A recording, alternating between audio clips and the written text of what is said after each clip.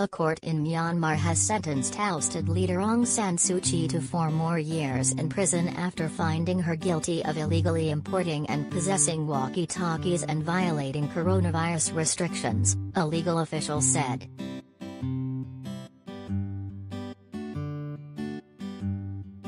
Suu Kyi was convicted last month on 2 other charges and given a 4-year prison sentence, which was then halved by the head of the military-installed government.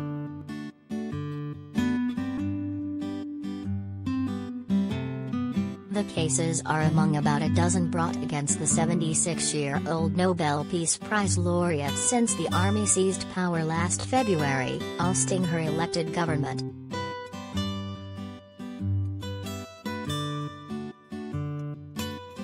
If found guilty of all the charges, she could be sentenced to more than 100 years in prison.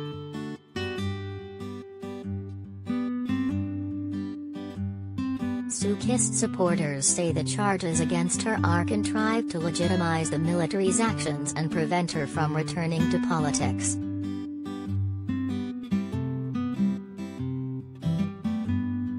Monday's verdict in the court in the capital, Naypyidaw, was conveyed by a legal official who insisted on anonymity for fear of being punished by the authorities, who have restricted the release of information about Suu Kyi's trials.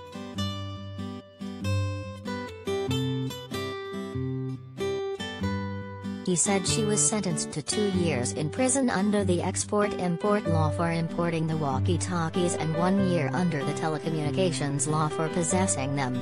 The sentences are to be served concurrently.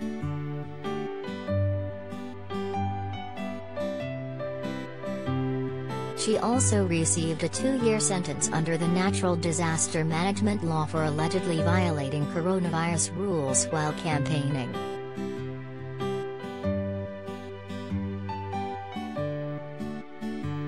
Suu Kyi was convicted last month on 2 other charges, incitement and breaching COVID-19 restrictions, and sentenced to 4 years imprisonment.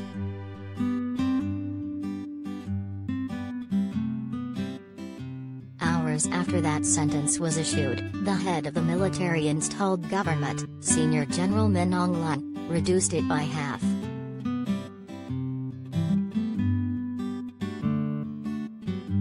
Suu Kyi's party won a landslide victory in a 2020 general election, but the military claimed there was widespread electoral fraud, an assertion that independent poll watchers doubt.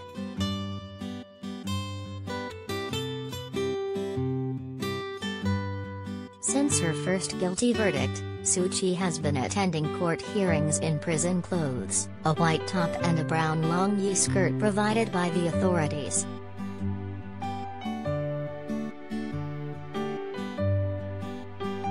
She is being held by the military at an unknown location, where state television reported last month she would serve her sentence.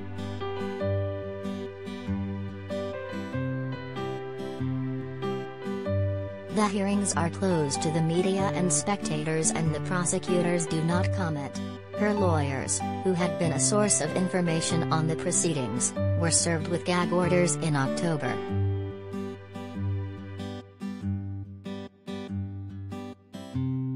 The military-installed government has not allowed any outside party to meet with Suu Kyi since it seized power, despite international pressure for talks including her that could ease the country's violent political crisis.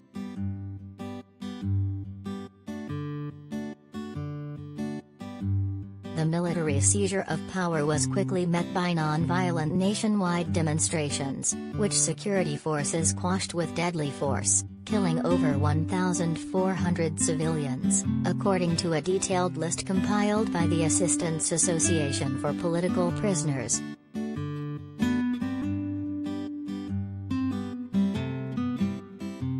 Peaceful protests have continued, but amid the severe crackdown, an armed resistance has also grown, to the point that UN experts have warned the country could be sliding into civil war.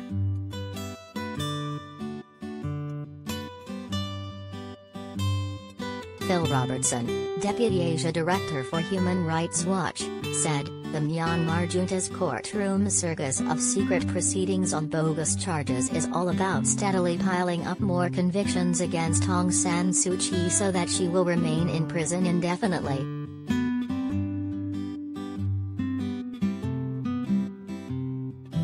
Senior General Min Aung Hlaing and the junta leaders obviously still view her as a paramount political threat who needs to be permanently neutralized.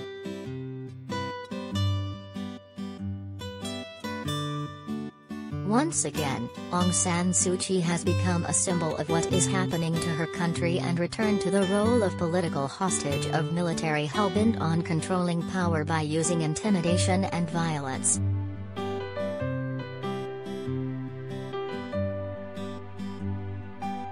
Fortunately for her and the future of Myanmar, the Myanmar People's Movement has grown well beyond just the leadership of one woman, and one political party.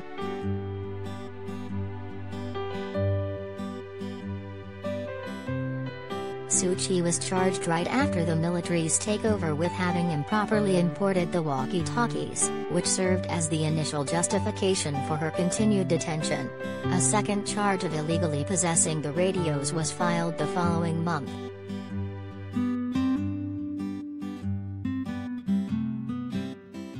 The radios were seized from the entrance gate of her residence and the barracks of her bodyguards during a search on February 1, the day she was arrested.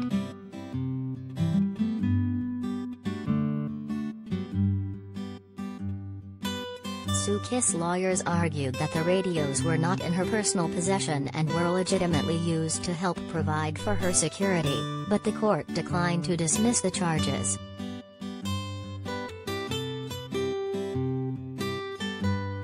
She was charged with 2 counts of violating coronavirus restrictions during campaigning for the 2020 election. She was found guilty on the first count last month.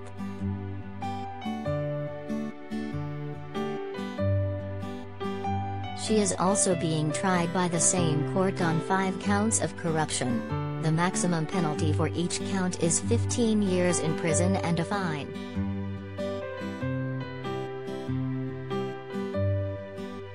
A 6th corruption charge against her and ousted President Win Myint in connection with granting permits to rent and buy a helicopter has not yet gone to trial.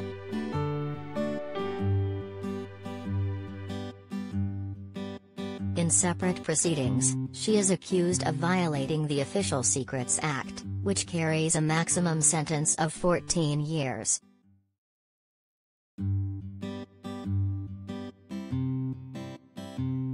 Additional charges were also added by Myanmar's Election Commission against Suu Kyi and 15 other politicians in November for alleged fraud in the 2020 election.